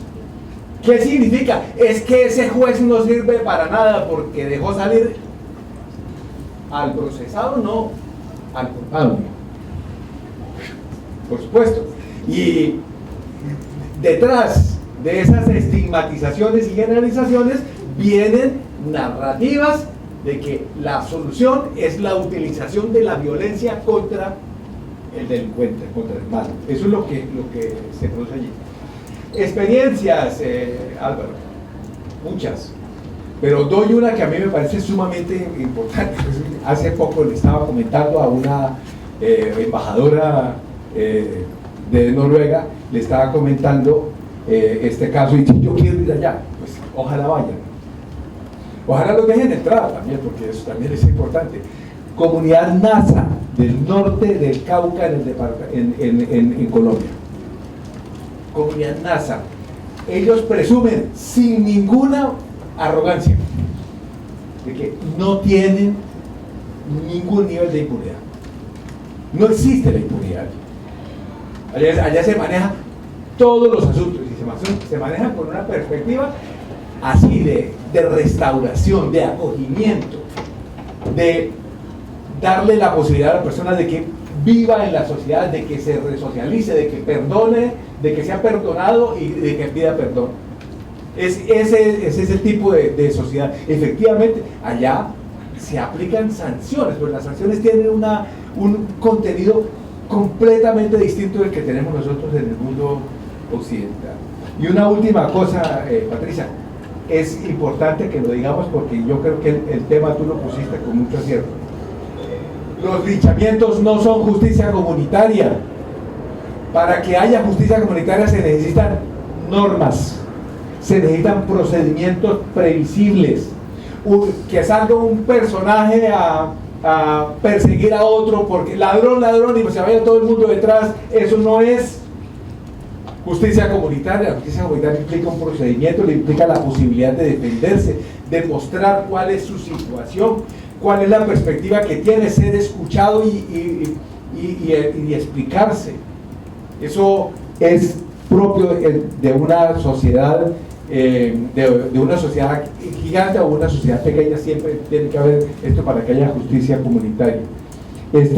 Les comento, yo estaba en Bolivia cuando se hizo la Constitución y fui invitado por el defensor del pueblo de allá a que hablara con la gente sobre lo que significaba la justicia comunitaria, porque la gran oposición que había de parte de los sectores, digamos, no indígenas de la constituyente era los linchamientos. Y pues yo anduve recorriendo Bolivia hablando a la gente que esto no es justicia comunitaria, pero en todas partes había avisos en contra de los linchamientos y efectivamente eso no es. Y finalmente yo creo que una justicia comunitaria no implica que se renuncie a los derechos humanos. Los derechos humanos son una herramienta occidental, no son indígenas. O sea, es una producción de la sociedad occidental en un periodo concreto de su vida. Pero es posible que la propia comunidad haya construido sus propios horizontes y sus propias dimensiones de los derechos, que puede ser leído desde una perspectiva occidental. Pero por supuesto que ellos no están preocupados porque el catálogo de derechos humanos es pero se puede leer desde ese contexto.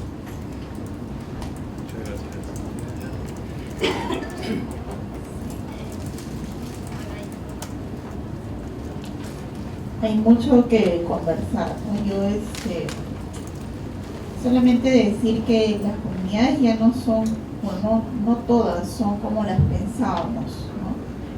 Porque las comunidades están recibiendo, por ejemplo, sectas religiosas, están recibiendo la influencia de las escuelas, están recibiendo ONG, en fin, una serie de, muchos están vendiendo sus tierras también o alquilándolas. Entonces no estamos hablando de comunidades prístinas, ¿no? Esto quiere decir también que este elemento del que hablaba Fabio, por ejemplo, es muy difícil, ¿no?, de encontrar en estas comunidades cuando hay esa diversidad social, ¿no?, dentro de la propia comunidad. Yo me acuerdo de haber vivido en Chanchamayo en la época del terrorismo, en los años 90, y en Selva Central, y no podía hablar con nadie en Chanchamayo, porque la gente no me hablaba, pensaba que yo era terrorista, y yo pensaba que ellos eran terroristas. Entonces, en ese contexto es muy difícil, digamos, hablar de lazos, ¿no?, de construir relaciones sociales de cuidado. No se puede. Y lo mismo está pasando ahora, ¿no?, porque todo el mundo cree que uno es un extorsionador o que lo va a matar, ¿no? Entonces, por eso yo decía, hay que hacer geografía, ¿no?, geografía de cómo funciona la violencia en cada lugar. Y sobre casos, ahorita me estoy acordando, no sé por qué, de este caso, de un caso que acaba una alumna de la maestría de Derechos Humanos está desarrollando, y es el caso de una comunidad ayánica que ha tenido que recibir a ayánicas que fueron desplazados de otras comunidades y que se escaparon del sendero, pero luego el Estado ha decidido que estos remanentes de ayánicas regresen a una comunidad y que la comunidad los albergue, ¿no? Bueno, esta comunidad está muy asustada porque piensa que estos ayánicas que huyeron de sendero son brujos, todos, ¿no?, y los están acusando de brujos, y el contexto de violencia y de conflicto que hay en esa comunidad es terrible, ¿no? Eso les cuento solamente para complejizar el concepto que tenemos de comunidad, ¿no?, y el concepto que tenemos de derecho comunitario. Eso cambia, pues, ¿no? Por ejemplo, las normas que aplican algunas comunidades ayánicas cuando ponen a un niño atado en un árbol, o a una persona que ha robado atado en un árbol para que lo piquen las hormigas, esa sanción está en el estatuto, está en el reglamento, pero no fue de ellos, fue de los caucheros. Y los caucheros tomaron esa norma y la aplicaron. Ellos tomaron la norma de los caucheros y la pusieron en su reglamento. Entonces, ¿de qué justicia comunitaria prístina estamos hablando? Nada más.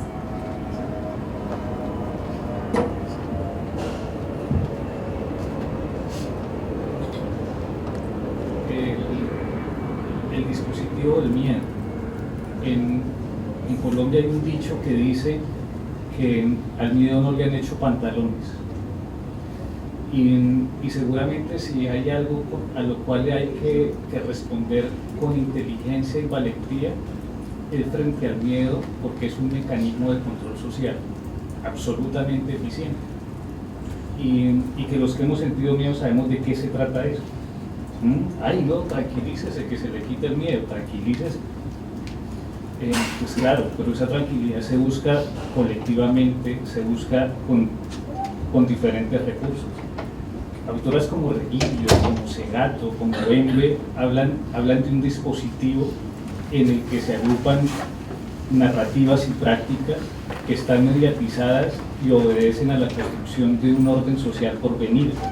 Y ese orden social también nos pone en una discusión frente a la política, de lo que significa, tal vez el profesor Aguilar lo advertía ahora, qué es lo que significa tener un orden global con un personaje en Estados Unidos, con las determinaciones que toma, que esos pueden tener unos efectos causales, por las simpatías que preocupantemente empiezan a despertar personajes como Bukele, a cualquier costo, ¿no? O sea, ni siquiera un costo analítico, sino un costo efectista, o un costo efectista del resultado.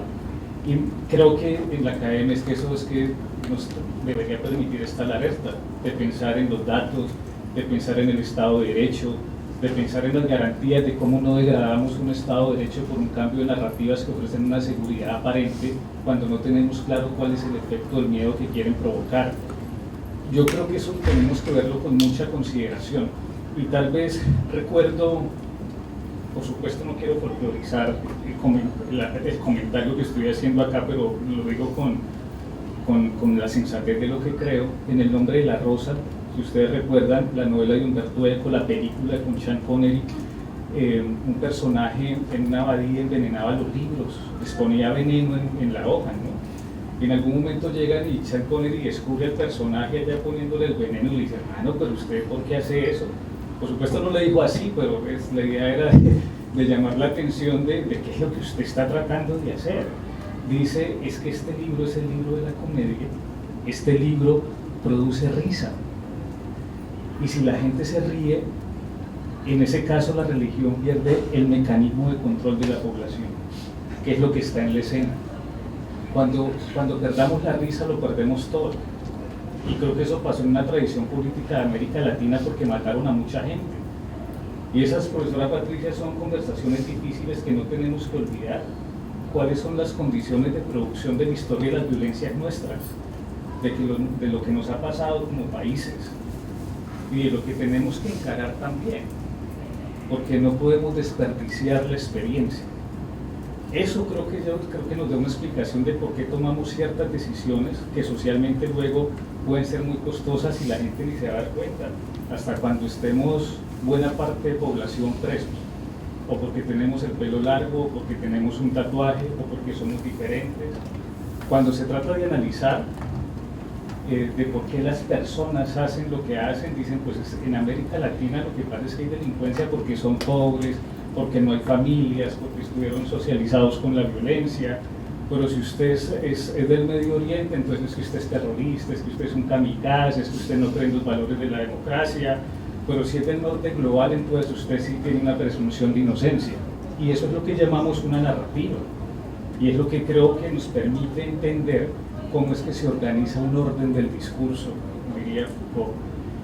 Y paso con indisciplinar la disciplina, porque si no entendemos que pensarnos desde una facultad de Derecho un problema como estos implica incluso pisar los callos de ciertos colegas que se ofenden porque hablamos de los temas de ellos, pues estamos en aprietos, ¿sí? Los bordes disciplinares han sido un mecanismo para organizar la disciplina y como ejercicio metodológico está bien. Que tengamos una formación sólida, disciplinar es importantísimo, pero tenemos que aprender a movernos en el borde de la disciplina. ¿Qué tan importante que tengan una clase de antropología del derecho, de sociología del derecho? ¿Cuál es el borde que nos mueve ahí? De lo contrario terminamos patologizando la sociedad. Es que el violador es violador porque tiene un problema mental, hay muchos sicarios porque es un problema psicológico, o biologizándolo. Es que es violento hormonalmente. Digamos que tenemos que complejizar eso. Cada vez que encontramos respuestas simples, que le quitamos complejidad, estamos cercenando el conocimiento complejo, estamos defenestrando la posibilidad de tener interpretaciones más amplias. Entonces, indisciplinar el derecho es una formación jurídica sólida, pero pensando en los bordes de las otras disciplinas. ¿Qué nos entrega la antropología? ¿Qué nos entrega la sociología? ¿Qué nos entrega la historia?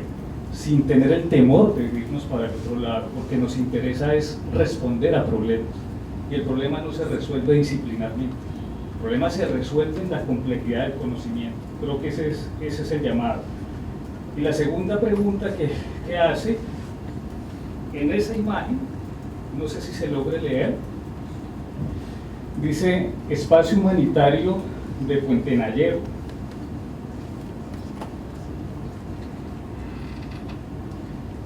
Medidas de protección de la Corte Interamericana. Hay dos discursos allí. Entonces, geografía de la violencia, profesora Patricia. Buenaventura es el puerto quizá más importante de Colombia y allá hay narcotráfico, actores armados y un espacio donde se hicieron casas de pico. Se picaba, la mataban y picaban a la gente como una carnicería. Y la respuesta de la comunidad fue en diversos niveles. Una comunidad es construyendo autonomía como un mecanismo de resistencia. Quien puede regular socialmente, quien puede resolver los conflictos en un contexto, tiene mucho poder. Darle a otro, a una autoridad, por ejemplo, antidemocrática, la posibilidad de resolver los conflictos es ceder el poder, ceder la posibilidad de decir cómo se hace la vida, cómo se circula un capital jurídico, que en términos más concretos es qué es lo correcto en este espacio. Si se lo cedemos al otro, perdemos mucho, que incluso pasa con las barreras invisibles en muchos sectores donde quien toma decisiones son las pandillas o los actores en armas. Cuando la comunidad dice el que regulo soy yo, creo que se ha ganado un espacio muy importante de autonomía y de resistencia. Hablando de qué experiencia puede ser posible, ellos lo hacen. Dicen, todo lo que pase aquí lo resolvemos acá, pero no es suficiente. Me parece que la respuesta compleja allí es con quién articulamos acciones. Entonces, en este caso, articulan acciones con comunidades eclesiales, muy importantes en nuestro país. Y con estas comunidades se articulan decisiones con la Corte Interamericana de Derechos Humanos. Hay una acción comunitaria y una acción contundente de un derecho mucho más formalizado, pero que la respuesta que se da en ese contexto o en esa geografía les da la posibilidad de defender, de tener seguridad, de tener autonomía, y seguramente eso fue lo que les permitió eliminar estas casas de pique. No es un remanso de paz, porque a veces parece, no, es que después de esto ya la paz, y todos Hello Kitty, cogidos de la mano. No, son escenarios de tensiones, contradicciones, violencias que siguen, pero por lo menos no se mata de esa forma. O sea, la respuesta con esa imagen es, hay poder comunitario, pero hay un uso muy importante del campo jurídico del derecho formal en este caso. Esa combinación me parece que puede ser súper clave para responder a escenarios complejos.